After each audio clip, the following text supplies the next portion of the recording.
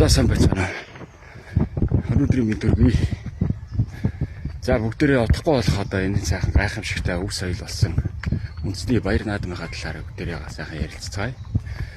За тэгээд одоо манай монголчууд маань одоо эрт дээр үеийн сайхан наадам цагаан сар гэх мэт энэ том үндэсний хэмжээний энэ сайхан ёс заншил өв боломжлоо дээдлэн сахин хамгаалж уламжлалж ирсний сайхан баяр наадам манай одоо болох чинь шүү дээ. Тэгээд бид нар одоо энэ дэлхийн нийтээрээ одоо бүх зүйл энэ одоо энэ материаллык зүйлсд тэ шунаган дурлах одоо тэгэл энэ хит амар хэлбэр аргачлалаар одоо энэ амьдрах үйл явц маань одоо тэгээд бас нэг тал нь одоо сайн талдаач нөгөө талаасаа одоо бас ингээд муу үр дагаврыг ингээд харуулсаар байгааг бид нар одоо тэгээ алхан тутамдаа бидж байгаа шүү дээ. Одоо тэгэл бид нар өөрсдөө тэгээд дахиад энэ бидний үр хүүхдүүд ингээд бүр ингээд утасны хамааралтай болчихсон гэдэг ч юм уу.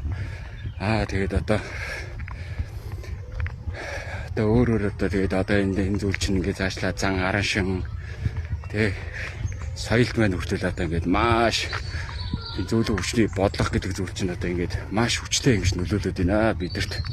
За бид нар одоо энэ зүйлээс хэрхэн одоо ингэж хамааралгүй байх, хамгаалах энэ сайхан өв соёлоо ингээд авч явах вэ гэдэг нь одоо зөвхөн бид нар одоо өөрсдөө шалхалах гээд байна.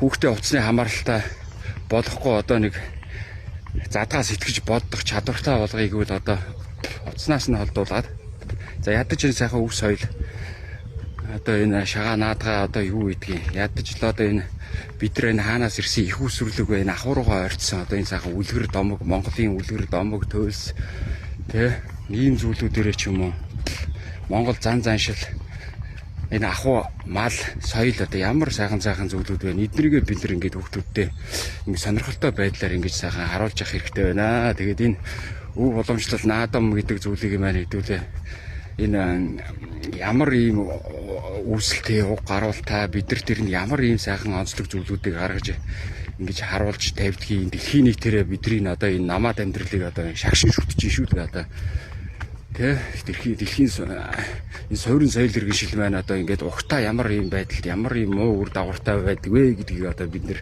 бэлхнээ нүдэрээ харуулж ийн бүх хүмүүс мөнгөний төлөө нүдээ ухаад өгөхөөс уцхааргүй болж ийн.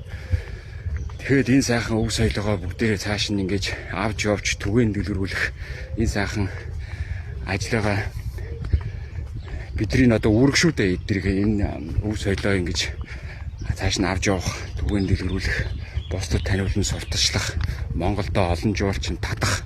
За тэгээ цаашлаад эдийн засаг, геополитик, улс үндэсний аюулгүй байдал гэх зэрэг одоо маш олон зүйлд энэ чинь ач холбогдолтой.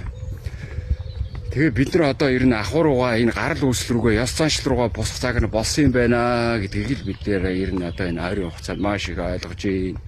Та нар ч гэсэн одоо бас ингээд сайн бодож үзэх хэрэгтэй байна.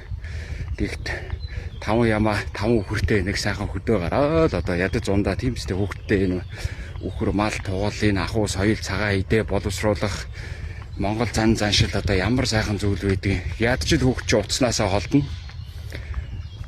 Тэ ядаж л ахуй амьдралтайгаа танилцаад ирэхэд ядаж л таны энергийн төвшин тань энергийн солилцоо энэ сүнслэг бие чинь одоо сэрнэ.